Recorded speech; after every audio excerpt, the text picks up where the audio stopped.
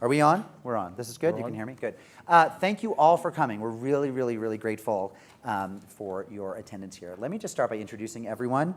Arsalan Iftikhar is here, and he's an international human rights lawyer, a senior editor at Islamic Monthly, and also an adjunct professor at DePaul University in Chicago. Kay Hymowitz is are you a senior fellow? Yes. She's a senior fellow at the Manhattan Institute. That means the junior fellows have to fetch her coffee and tap the ashes on her cigarette. Yeah. She's a senior fellow at the Manhattan Institute and is also the author of a number of books, including Marriage and Caste in America. Anne-Marie Slaughter, formerly of the State Department, of the Obama State Department, former dean of Woodrow Wilson School at Princeton University, and is now the president and the CEO of the New America Foundation in Washington. And Dick Metcalf is a self-described ordinary unemployed American. But he is also a longtime writer and a former producer for the Sportsman Channel. He now consults for firearms companies nationwide. So let's give them all a round of applause. Okay. Because after you hear what they have to say, you might not want to applaud them. So we're going to get in the applause now. It's no accident they have me on the right wing. That's right. But you're to the left of me, which is really That's what right. Stage left or right now. They're looking at the right. So, of course, we're in the land of legalized marijuana. Is anyone partaking while you're here? All right, we have a few. Back there. Okay. Ooh, a fair number. Just speaking of culture wars, we're going to get off to a good start. We're nicely lubricated here, so it's all off the record. No, I'm just kidding. Nothing can be off the record in this day and age. I wanted to begin, before we really dive into the things that divide us, by talking about some things that unite us and make us merry. So I asked each panelist to come up with something about American culture that they really, you weren't there when I said this, but the other three were, that they really love. And I'm going to start to give you a sense. My wife and I lately have become addicted to MasterChef. And it's people from all walks of life, poor, rich, Jew, Muslim, Protestant, Christian, everything except what my wife and I are, which is vegetarians. And but the show is marvelous. Like the donut episode the other day, we were simply rapt. And we wish it upon all of you as Americans. But why don't you each say something in American culture that you enjoy? Arsalan? To me, the first thing that comes to mind is religious pluralism. There is literally no nation on the face of the earth today where any religion, regardless of what that religion is, can be practiced freely and more robustly than here in the United States of America. Okay. Well, I'm still going on in my mind about what I want to choose. Should it be the junior fellows who served me as a senior fellow? Yeah. It could be. No, I was thinking three things: the Breaking Bad, The Wire, and Sopranos.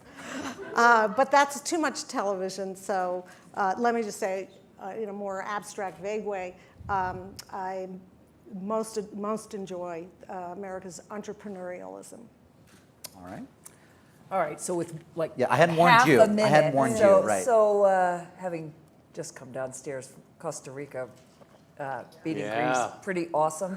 I really love watching our soccer team. Yeah. I love the fact that we have finally joined the world, and that in the next World Cup we are going to kick ass. We reflect the world, and that's what I love most about us. We reflect the world. We're going to have the best of every country out there, and they're going to be kicking for us. Dick? Wow. I should say, by the way, That's cool. Well, I'm going to stick with the television theme. My Maybe all-time 2020. favorite television show is Buffy the Vampire Slayer. Gotta love that Josh Whedon. All right. Think about the cast. You had a demon slayer, you had a high school nerd, you had a witch, and you had a gay girl. How could you go wrong? That's America in microcosm. I actually describe the World Cup as the time every 3 years where Americans pretend to care about soccer. Yeah, except But I think it's not in our... Maybe changing. I'm the moderator. Every 3 years, every opinion journal in the country runs an article about how this is the World Cup cycle where it changes. Yeah. It never changes. We're not a soccer country. I'll take that bet. Thank you. Applause. But listen, the concept for the panel is this, that a couple divisive issues seem to be on their way to settling on one side or the other. One of them is same-sex marriage and recognition of non-heterosexual couples as parents, as partners. Let me just posit this. There are people who will disagree, but it seems like we know in what direction that question is moving, and that it will probably be less of an active issue 20 years from now than today, for better or for worse. Another one might be marijuana decriminalization, where I think that more and more states, in addition to all the states that have fully decriminalized it, there are a lot of states, like my home state of Connecticut, where it is now a civil infraction. So it's like a parking ticket. So the question that we want to pose to the panelists, and that ultimately we're going to turn over to you as questioners, is what is the issue that's not one of those two that 10 years from now may be very, very divisive for Americans? And I'm going to start over here with Dick. You're going to lead with me. I'm going to lead with you. He's going to lead with his right. Yeah. If I have to pick one, and there's a whole list, animal rights. Think about it. I think that's probably It bleeds over into a lot of already existing unresolved issues. Animal rights gets in. Did you say you were vegetarian? You did? I guess I knew that when I brought this up. Animal rights has to do with the increasing adoption of pets in America as members of the family. Believe me, ask my wife. We have several members of the family. Right. There's that. Then it also translates into that other sort of almost over part of the culture wars, the gun thing, because it gets into the anti-hunting issue. And then it gets into the vegetarian issue. And then it gets into the animal rights versus human rights issue, and it gets into the industrial how agriculture. can you eat meat if you believe that animals are people? My cat and my dog are people. They're members of my family. So there go McDonald's cheeseburgers. Animal rights. You're going to grow meat in test tubes. It's going to be fine. So we don't have to kill it to eat it. Oh, we just grow it. It'll be fine. Ooh, okay. Mark that down on your notepad. We'll come back to that. Anne-Marie. All right, so I said the definition of masculinity, but it's going to be faster than 10 years. It's going to be 5. And it's going to start, it's starting already, but it's going to continue. Now, all right, so the one thing you didn't say when you introduced me is that I wrote this article for The Atlantic, since we're here at The Atlantic, 2 summers ago on why women still can't have it all. And in those intervening 2 years, I've been working on a book, and I've become increasingly convinced that women are not going to make real further progress until we revolutionize men's lives the way we have revolutionized women's lives. So over my lifetime, because I was born 3 years before the publication of The Feminine Mystique, so exactly over my lifetime, I grew up in a world in which there were no women professionals of any kind, and we now live in a world where women still have a ways to go, but my sons barely know what a male doctor looks like.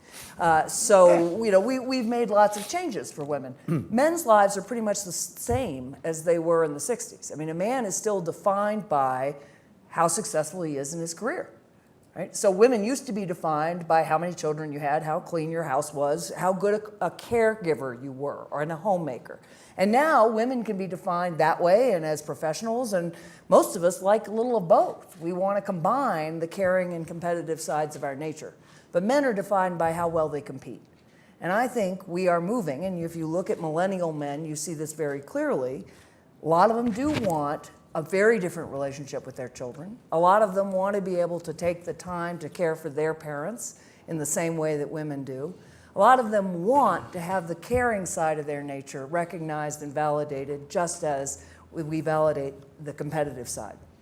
The only place we really see this work now is in the military. If you're carrying a gun, it is fine to cry for your buddy. It is fine to care and to let all that side of you, because men have just as much of a caring side as women do. It's just been suppressed, and in the same way the competitive side of women used to be suppressed.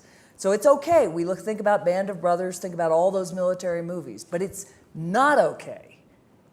If you talk to anybody who's got a husband who's the lead parent, talk to her about what it's like for him, or talk to him about what it's like being on the playground as a stay-at-home dad. So I think we are going to have the same kind of debate about the role of men and the identity of men. And that's going to be important for men, but it's also important for women. Because if you flip it, right, it was women who defined femininity and men who defined femininity. And it is men who define masculinity, but it's also women who define masculinity. So that's my candidate. All right. Okay. So what I'm going to point to may seem like an overlap with Anne-Marie's. I'm not sure that it is. It'll be interesting to find out. What I consider to be the major flashpoint for the next 10 years is the predicament of low-income and working-class men. That may seem like an economic problem, and in large measure it is, no doubt. Working-class men, low-income men are now leaving the labor force in remarkable numbers, in record-level numbers, and they are clearly facing limited job prospects, low wages, stagnant wages. Like I said, that sounds like an economic problem, but it turns out to be a cultural problem as well. Because what happens is that these men don't make very appealing husbands and husbands at any rate, for their female peers. They continue, actually, interestingly enough, and oddly enough, I think for probably many people in this audience, to have children, even though they're not considered marriageable, they continue to have children with their partners and girlfriends. Unfortunately, those relationships tend to break up rather quickly. The children of these unions are at great disadvantage in the world today, where it's essential to have a lot of education to get ahead. They are also more prone to all sorts of difficulties, having less to do with education per se. They're more likely to have very early pregnancy, the women are. For men, more emotional problems, more aggression, and more drug abuse. So that becomes then not just an economic problem then, but a cultural problem, breakdown of marriage among the less educated. Turns out to be related to economics, but yet reinforcing a cultural problem. Thank you. It is Arsalan. connected. Yeah. Well, as a proud member of Generation X, I think that one of the main common denominators that we're going to see in any sort of culture war in the next 10 years is going to be the internet. And I think that that's what I want to focus on, is the fact that I think that we are not going to see the sort of entrenched, decades-long culture wars that we may have seen in the 60s, 70s, and 80s, but we're going to see mini culture wars now. So you're going to see the Trayvon Martins, the Washington NFL football team. You're going to see, I lived in DC, so I can't say the name. These are going to be our mini culture wars that are going to be fought in the court of the internet, where we have flame and troll wars on Twitter with 140 characters, on Facebook.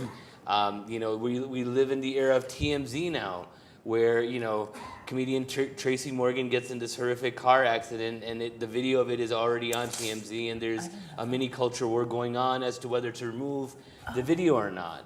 I think, of course, because he's a celebrity, it brings a different element into it, but I think that ultimately, I do agree that many of the entrenched sort of generational culture wars that our previous generations have dealt with, are becoming less politically toxic. But I think that the internet is going to be the great equalizing and inequalizing factor in the next 10 years when it comes to culture wars. Interesting. Thank you. So let me ask you this. It occurs to me that there are certain things that, at least in the first telling of it, with the slight exception of your having mentioned Trayvon, are sort of left out, which is nobody talked about race, nobody talked about religion, except, again, as these are epiphenomena, which is some people's animal rights activism comes from a religious place and so forth. But, I mean, does that mean that you think the next culture wars are not going to be, have to do with, I mean, so we definitely heard gender and sex, but we didn't hear race or religion, which is interesting to me. They're both going to be there too. They're both going to be there too? Absolutely. I mean, here. And so, but connect that to what you. So you said it's going to be about the internet. Right. Now you're saying race and religion are going to be there too. Here's a good example. So just by a quick show of hands, how many people in this room, at some point in your life, have either heard a family member say or read in an email somewhere that President Barack Obama is a Muslim? Really? Right. And in all of my talks that I give, I always tell people, when people say that Barack Obama is a Muslim, That's their way of saying Barack Obama is black. That is their way of otherizing him in a way that is currently acceptable in our post 9/11 America. There have been studies done by Pew and Gallup that show the most despised demographic group in America today are Muslims, and only underneath them are atheists. I was going to say, atheists, as someone who's reported a lot on atheists, it is clear from the polling data we will have a lesbian Muslim president. Exactly. Before we have an atheist president, and I always stick up for my friends in the atheist. I've reported a lot on the atheist activist movement, and they are unquestionably the most oppressed, even by fellow atheists who often want a religious person as their president. Right, and so there, I think religion and racialist politics in America will sort of converge in the next 10 years when it comes to things like that. In Midwest rural America, we simply say, he ain't one of us. Right, yeah. And that encompasses everything. In New Haven, we Or- say, don't say ain't. And that's a And in the culture war. Midwest, I they lived- say that's now the wait- problem. now wait a with minute, right. I lived on Chapel Street in New Haven for 7 years, so don't give me. Yeah, we didn't say ain't during those years. Yes, I did. Yes, I did. That's why I'm no longer teaching at Yale. So, but what about, Anne-Marie? So I actually think these are definitely connected in the sense that so I said there's going to be a culture war around masculinity, and I do think what I'm talking about and what you're talking about are definitely connected in various ways. But a large part of what we're seeing with the Tea Party, with the political wars in this country, are angry white men. Right? White men have lost a great deal. I mean, as the daughter of one who raised me to have a career, I nevertheless watched him lose a job to a woman. Where white men were in the 60s, the 70s, even the 80s is a different place. And part of when I talk about the changing definitions of masculinity, I don't think it's going to divide racially. I don't think it's going to be black men versus white men, not at all. But I do think, to go to your point, one of the reasons a lot of the men you're looking at don't have jobs, they will not take the jobs available. They won't become nurses. They won't become medical aides. They won't become a lot of the caring jobs that are available.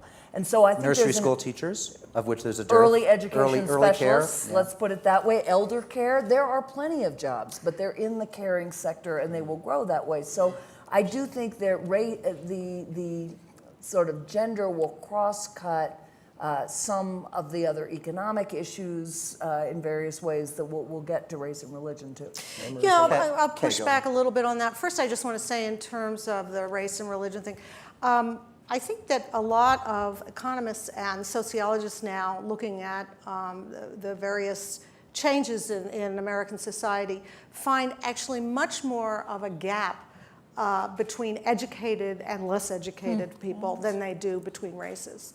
And this morning I referred to an interesting example at another panel where somebody looked at, a sociologist named Annette Leroux looked at the way children were raised by the education of their parents. And what they found was that the kids who were being raised by educated parents were getting much more what she called concerted cultivation. That is very intensive, what we call helicoptering, when we're being a little cynical. But what she found was actually All the lessons, the ballet lessons, all the the swim ballets, lessons, absolutely, the absolutely, Kumon after school right. nonsense, the travel soccer, the things that are driving parents, a lot of middle class parents, crazy. But what she found that I thought was so interesting, and the reason I wanted to bring it up was that she had found no divide on race. It was by education. In fact, she had black middle class parents who were living exactly that life. So I think that the gap that we're seeing, the more likely culture tension, is going to be between class rather than race.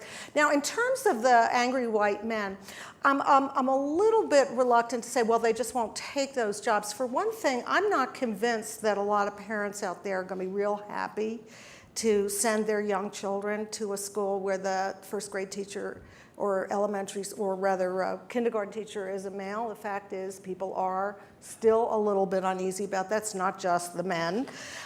In addition, really? I think something else is going on. a lot of the men who are without jobs are also not going to school. That is very different than what women are doing, right? Right. So low-income women who are often mothers, single mothers, by the way, still see not only do that they have to work, but they want to get ahead. And you'll often hear from them they want to do that because of their kids. What's happened as men have become less central to family life is that they don't really have much pressure to do much. I mean, it's really not expected of them. They're not seen as quite essential to the family. Women make it clear, wives often, or partners or girlfriends, often make it clear that they're fine, they're doing okay without the guys. So you hear that a lot in some of the ethnographic literature, that the women are complaining, these guys, they have a fight with the boss, and they leave. Dick, yeah. I want to hear what you have to say, and then I'll come back in. Okay, I'm 68 years old. I was born in the first half of the previous century. I'm a white Anglo-Saxon Protestant male who used to be very overweight, has adult onset diabetes, and the attendant erectile dysfunction. So the whole question... Thank you for sharing. The whole question of redefinition of masculinity, for me, that ship has sailed. Okay. My question... Yeah, but in 10 years, wait a no minute. one's going to ask about your opinion at this panel, so... That's right. That's right. But here's the question.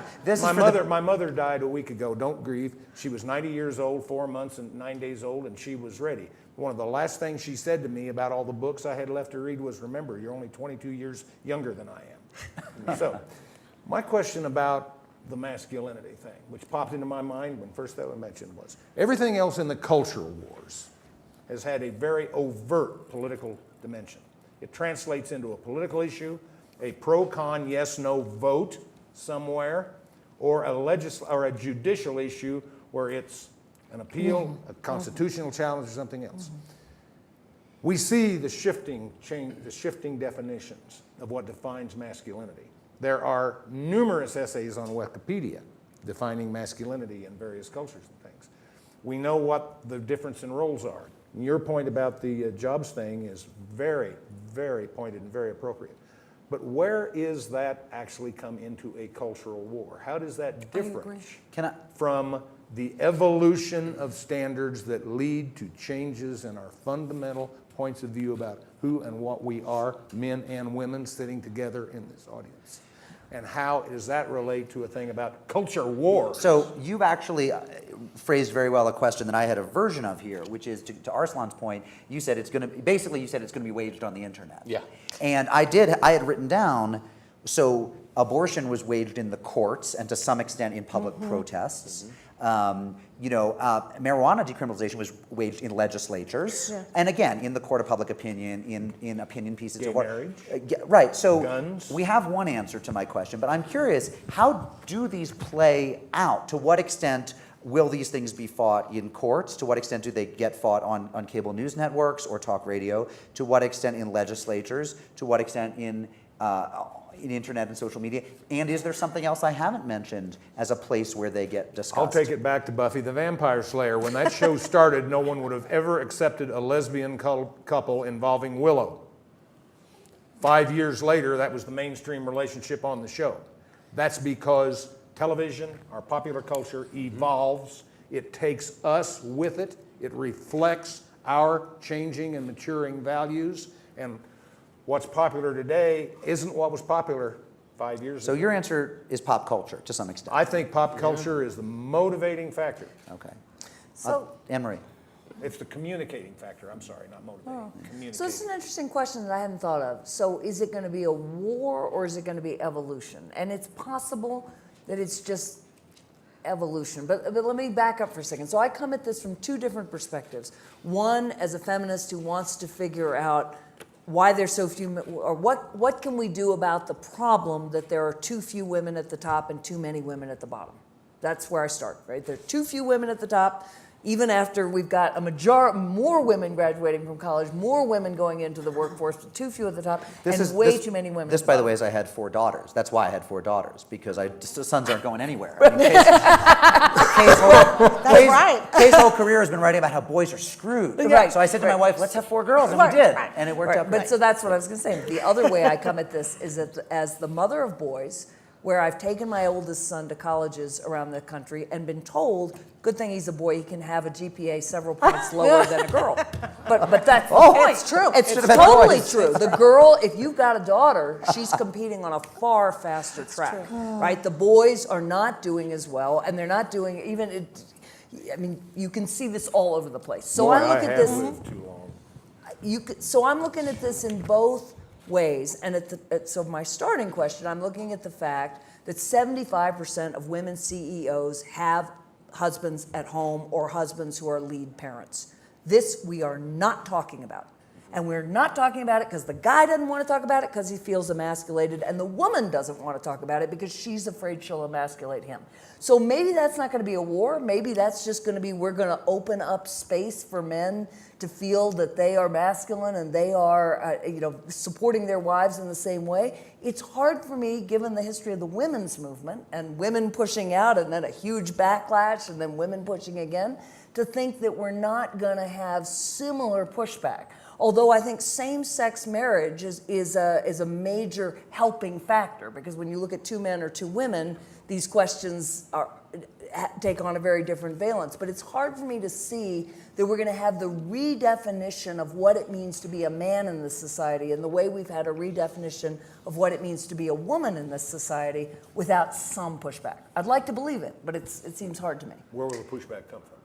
So I think partly from guys who reject the idea that being a much more caring being somebody who is as defined by their relationships with others, is a part of being masculine as much as being a winner or being a competitor, being tough. And partly, and maybe even more, from women who are very uncomfortable with that vision of men. Arsalan? Well,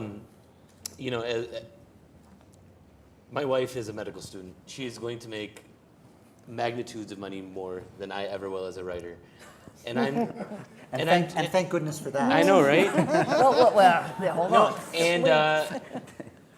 And I guess it's part of being in the Gen X, Y, millennial generation, where most of my friends who are stay-at-home dads who work from home, I mean, telecommuting now has become ubiquitous in our career zeitgeist as well. I don't think those are the notions of masculinity that many younger men, I'm talking 35 and below, are going to face in the next 10 years. I think they're going to be a little more comfortable with that because I'm part of it, and I see my friends who are parts of it, and they don't, How many guys do you know who will defer a promotion so that their wife can take one, or who will move because when she needs to rise up the corporate ladder, they've got to move? I moved to Chicago from Washington, D.C. Not denying you, but It depends on how much money differential. Okay, hang on. So I heard Sarah Blakely at the Women's World Summit. Sarah Blakely, who created Spanx, she's a billionaire, describe how her first 2 relationships fell apart when the guy found out she was a billionaire. And she was very worried about telling her 3rd husband. So I have to say, I hear those stories. It is so curious to me because I would love it if my wife were a billionaire. You're And right. I am You're curious. not the average American man. Well, but I mean, I know I'm not. But in what way? What distinction is coming to the fore there? What is different between me and the guy who's going to break up with a woman because she's too rich? Is that a class thing? Is it because I'm Jewish and our wives have always worked? So I think it's partly a generational thing. Okay. There's no question there is an evolution going on. I think that we want to separate out though 2 issues. One is how much are men really pushing back and refusing to be part of this new world for women?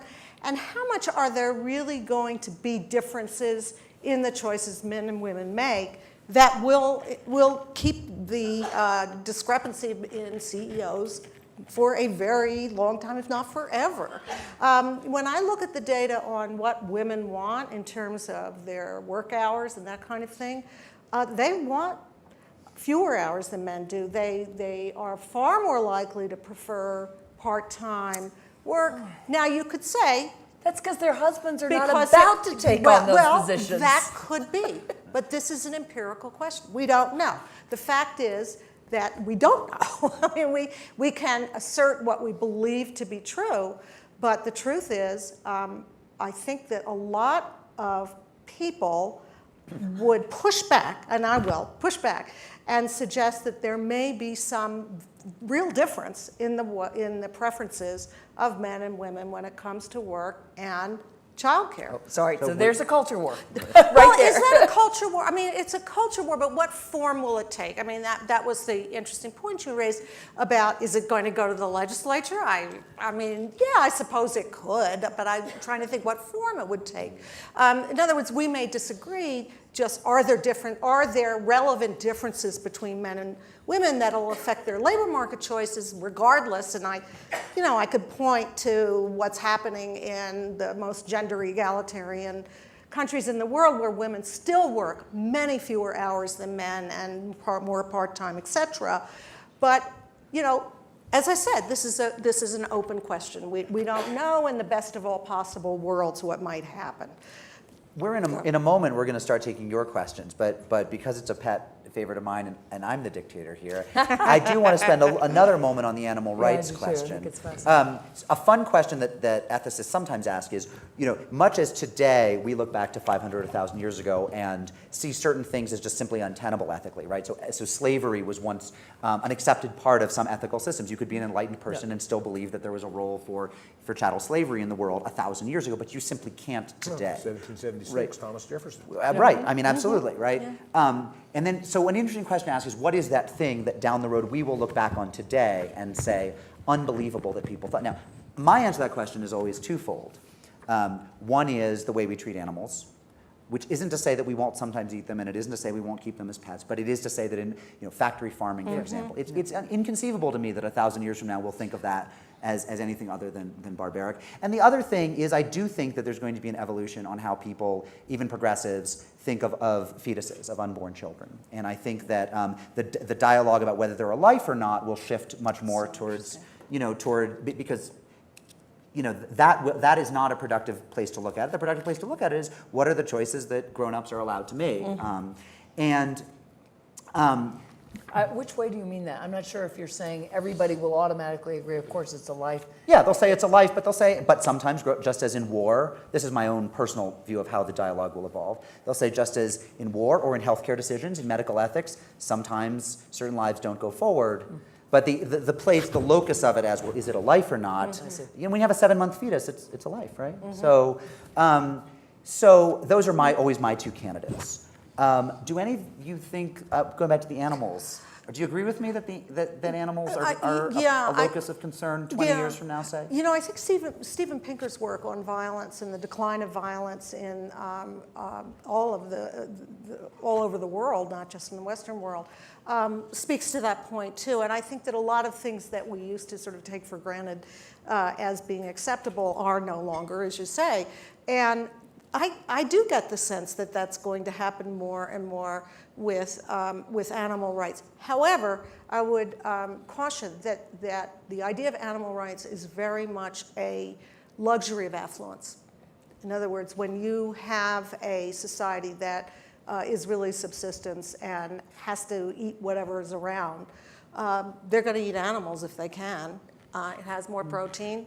In fact, the introduction of meat, cooked meat, was a great step forward for the human race in terms of brain development. So it's tricky. It depends. What do you say about my daughter's brain development? No, but we know now how to compensate, which we didn't. Any other thoughts on that issue? Because it is a very live issue. I mean, the past 30, 40 years has seen an explosion in the number of vegetarians. We've had, speaking of the legislature, we've had laws, about crate size for farmed animals and things like that. But I was serious when I said, as far as I can tell, looking at the technology, we will grow meat. And so I agree with you that people will look back and think the idea that we subjected living beings to what we subject animals to in factory farming will seem absolutely barbaric, but it will be elided by the fact that we will then produce our food in very different ways. So technology will. Yeah, I think It's your so. entrepreneurial spirit. Exactly. It is. Exactly. I think it's about exactly time to move to audience questions, and we have one standing right back there, right by the microphone. Sir, look at that, a microphone for you. So among all the culture wars, I think the one that has been raging for a few years and perhaps peaked this year because of Newtown is the gun debate. And the culture war is clearly divided. And there's very little common ground except over perhaps some gun reform elements for which there's a national consensus. But it seems like that consensus is very thin. So could the panel address the culture war over the divide between zealous Second Amendment defense and those who believe in intelligent reform? And what side are you on that? The zealots or the smart people? Sorry. Which of you would like to take that one? Oh, man. Dick. Oh, point to the right winger. Well, you were a gun and ammo, right? Well, yes, I was. Yes, I was. And my session earlier today was called Americans, Firearms, and the Future. Standing room only, I might add. Zealots and reformers. As a culture war, I think that one's already behind us. Really? Yeah, you really gave me a look on that one. I was waiting for that look. Here's the thing. As of this year, 50 of the 50 American states have laws on the books enabling citizens who qualified to carry firearms concealed for personal defense. 50 states. Red states and blue states. All 50 states. The United States Supreme Court has issued 3 significant definitive rulings by 5-4 margins, definitive rulings in the last 10 years, unequivocally stating that the Second Amendment to the Constitution of the United States does indeed mean that individual citizens as individuals have the right to keep and bear arms for personal defense. I'm not making a political statement here, I'm just stating facts. Political reality facts. Those rulings have been backed up by numerous lesser federal courts, appeals courts rulings, subordinating and substantiating the same time. In fact, the last of the 50 states to topple in its resistance to a carry concealed law, my home state of Illinois, and I have my carry concealed permit in my wallet in my pocket, which is no good in Colorado, by the way. So, in case you were worried. But that when that finally toppled, it toppled because of the Supreme Court ruling and a federal appeals court ruling stating that Illinois' absolute prohibition on the carrying of concealed firearms for personal defense violated the Constitution. Think what you want, make your judgments as you want. That's the law. When it is no longer a political issue, all 50 states. When the Congress of the United States refuses to act because there's no political viability to passing another law that will remain unenforced, and when out of all laws proposed in all state legislatures in the 13 months following the Newtown massacre, 63% of them that were acted upon served to lessen the restrictions on firearms ownership rather than increase the restrictions. So it's over. No, so I'm saying that it is no longer a viable cultural war to be included in our discussions. These other issues not are remotely close. Does So any one of you want to- everything you have just described, it points to the fact that our political system is fundamentally broken. Absolutely. Without question, that what a majority of Americans want, Americans do not get, because our political system does not work, because we are not able to transmit what a majority of Americans want. We are able to transmit what very powerful lobbies who target very specific races are able to get. And as for the court, I started my career for 12 years as a law professor. Yes, that was true from about 1865 to 1930. The Supreme Court and the courts of the United States did not uphold things like basic working hours for children. They were completely out of step, ultimately, with what a majority of Americans wanted. So in my view, you put 50 women in the Senate, no, I'm quite serious. I'm quite serious. Look, there are more. We are in a society in which we treat school shootings as just a sort of, well, that happens every week. Yeah. That is barbaric. Right? Yeah. It is absolutely barbaric. I'm fine with hunting. I grew up in Virginia. I grew up with people who hunted and had guns in various settings. That's an animal rights. I'm okay with that. Believe me, I got more deer in Princeton than we know what to do with. So it's either hunting or mountain lions. But But I really don't think it's over at all. I think people feel like it's over because even after Newtown, we could not get, even with the president, we couldn't get to where a majority of people wanted. But I think that's just an abate. Couldn't get a handle on it.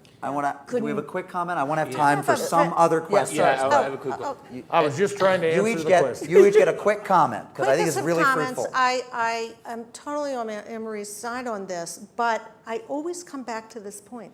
How many guns are there in the United States? 300 million. 300 million. I think, well, Why do we need more? What can you do about that? Well, I mean, no, what can you do? You're going to go house to house? I mean, what are we going to do? There are plenty of things we could do. As the most anti-NRA person in this room, I can honestly say You might have some competition out there. Yeah, Well, I'll bet. the NRA has won. For now. They have won this culture war when the Second Amendment to the United States Constitution, which they cherry pick and line item interpret because we don't have a militia form of armed services anymore. I mean, the fact that we have 300 million guns, one for every man, woman, and baby in this country, if we stop production today, the fact that 50 out of 50 states, they won. Well, so I want another question. Ma'am, in the front row. I'm going to give our microphone friends a workout here. So, here she comes. Thank you. Thank you. I was hoping to get through this whole thing without even mentioning. I know you want to mention guns. Ma'am. I wanted to ask a question that has to do with our higher universities, seats of learning, and a disturbing trend that seems to be an intolerance of listening politely and informatively to other points of view that you may not agree with. And I'm pointing to, let's say, the treatment of David Petraeus or Ayaan Hirsi Ali or Condoleezza Rice, wherein the commencement speakers, you're saying? When yes, they wanted to be commencement and then students. what I'd like you to also comment on is the pushback by Mayor Bloomberg. And so I see something being played out at a very national level that you could comment on. Is this something that you see at our institutions of higher learning that is, in my opinion, disturbing? Yeah.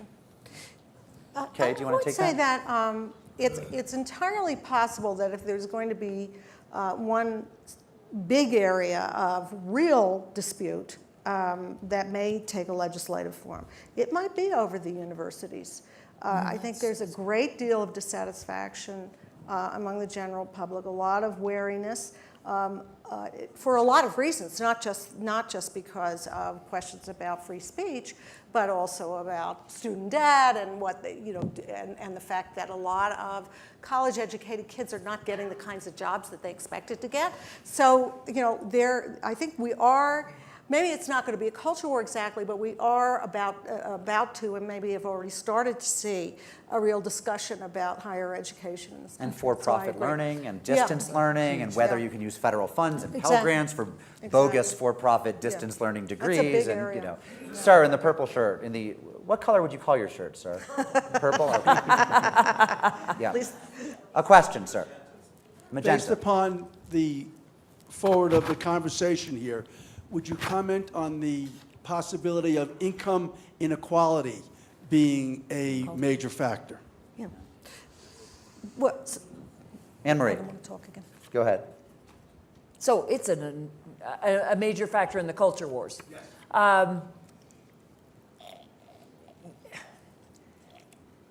Yes. I mean, I hesitate only because I think we are seeing already, and actually we've sort of seen here at Aspen a sort of a sense that it's not okay to actually talk about using the tax system to redistribute wealth. It's only okay to talk about growth in various ways. I heard that yesterday there was a dismissal of Thomas Piketty's work that was, to my mind, deeply embarrassing, but it got a round of applause. So there is, I think, an enormous divide between the way the 1%, pretty much any of us in this room, many of us want to think about that issue, and I think the reality that Piketty and others are pointing to, which is that wealth is begetting wealth in a way that unless you tackle it fundamentally, income, and growth is just not going to fix the difference. But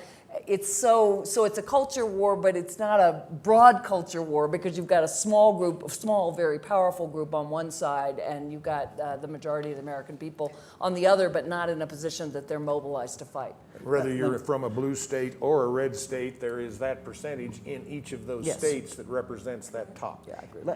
If I may, one of the interesting things you see in religious studies is a lot of consideration of and also it's moved into psychology as well and sociology, is the question of relative inequality, right. Which is that it is unquestionably the case, and the free market proponents are unquestionably right that market capitalism has raised overall, on average, standard of living over the past 100 years, 1,000 years, any slice you look at. But we also know that instability results from relative inequality, and also that unhappiness can result from relative inequality, which is an important thing too. Keeping up with the Joneses. Right. I mean, we all know that we're more miserable if everyone around us has the same stuff. We don't worry as much as if someone gets a Mercedes next door, and that counts. And so I do think, that would be my take on it, which is that relative inequality is something we, especially in America, where we say we don't have classes, is probably going to be a problem. I actually agree, but the polls don't show that there's a lot of concern about this among most Americans.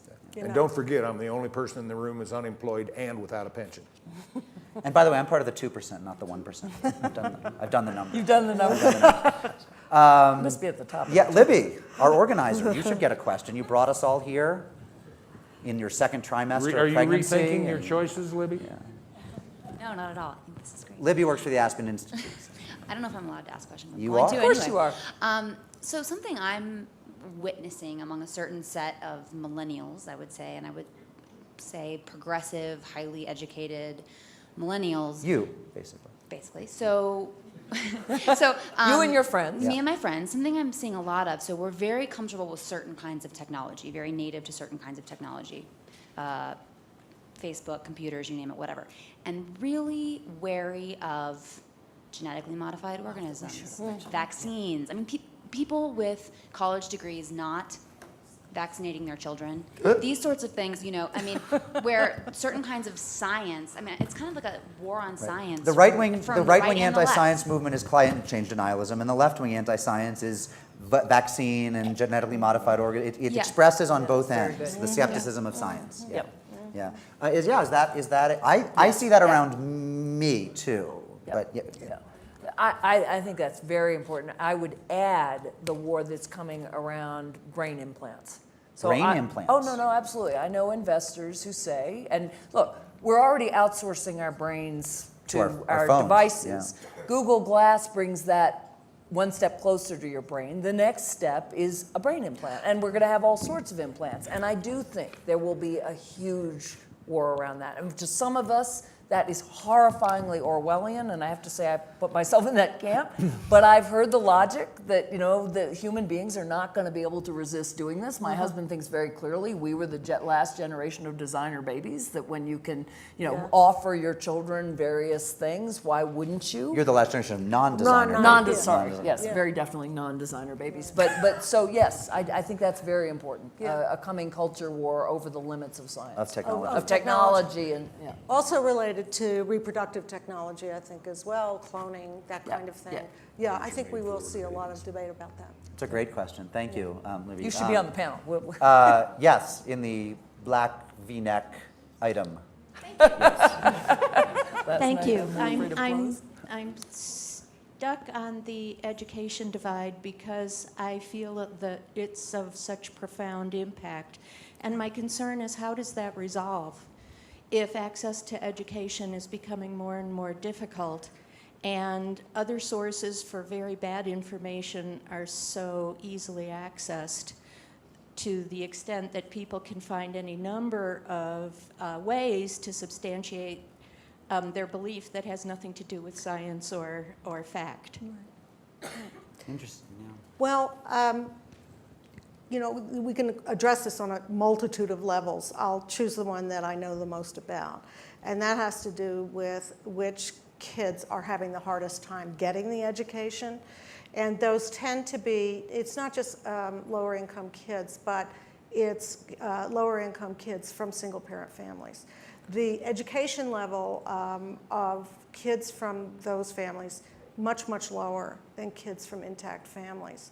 So one of the things that economists are finding is, or the question they're asking is, well, why is it that so many men, I talked about this before, particularly working class, lower income men, are not heeding the call of the market that says, we need skills, we need education, we need you to go to college and get educated. But they're not, men are not doing that. And one of the conclusions they came to, I'm thinking particularly of one paper by two MIT professors called Wayward Sons. One of the conclusions they came to, looking at all the research, is that the boys in particular who are growing up without fathers at home are having a much harder time than the girls. So that they speculated, it's all speculation, there's no way to absolutely prove it. They speculated that one of the reasons we're seeing this problem, particularly among young men, is because they are having a harder time in single parent families. Anyone else have a thought on the education divide? All right, then let's take another question. Yes, sir, right there. Wait for the microphone, please. So I was curious why you guys thought that in the next 20 years the animal rights movement would take off. ELF, ALF, 1984 came out. Animal rights has been a kind of an issue for 30 years or more, and it's never kind of broken into the mainstream, really. So what's going to be that tipping point? Dick, and why what do is you it going think? to look at? Great question, Dick. Why do you were the one who suggested it. First of all, it's not the next 20 years because this is imagining 2024, and that's only 10 years. 10 years. 10 years. Okay. I simply said that I think it's going to among the issues that I think are going to contribute to the continued cultural war, which divides red state, blue state, divides a whole constellation of congruent points of view. I think animal rights is going to be one of the most intensifying conflicts in the next 10 years. You're right, it's been around for a long time. You're right, it's already been intensifying.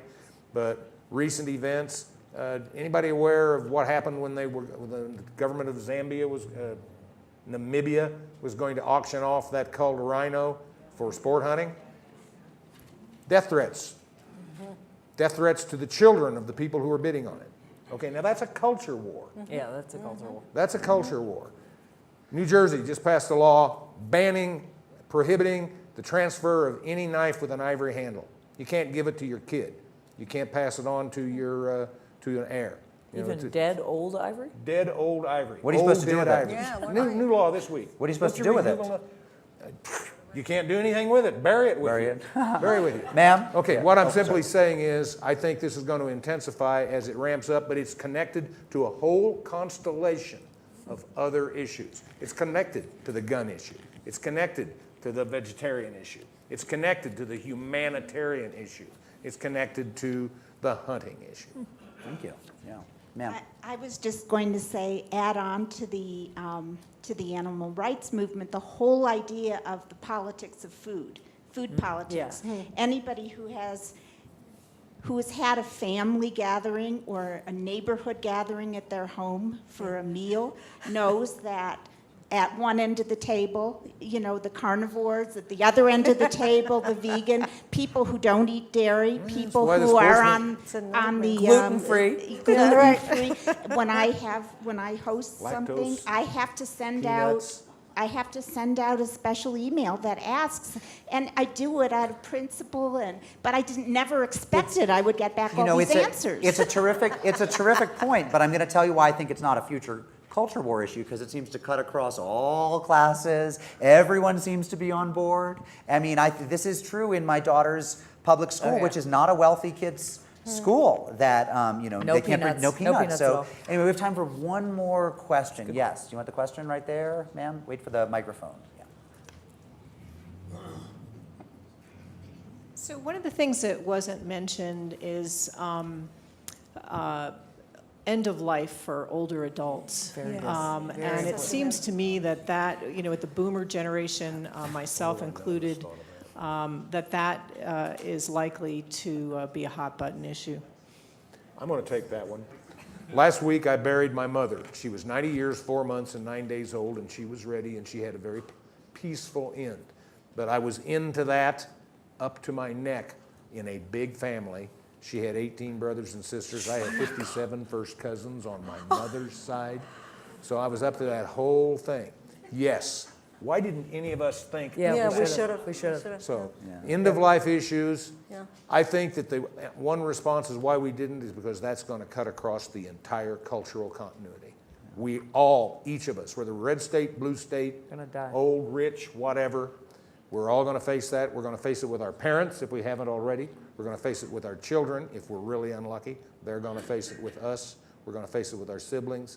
And that's going to be a huge issue, but it's going to be a cultural issue that transcends uniform the whole society, not one that divides us.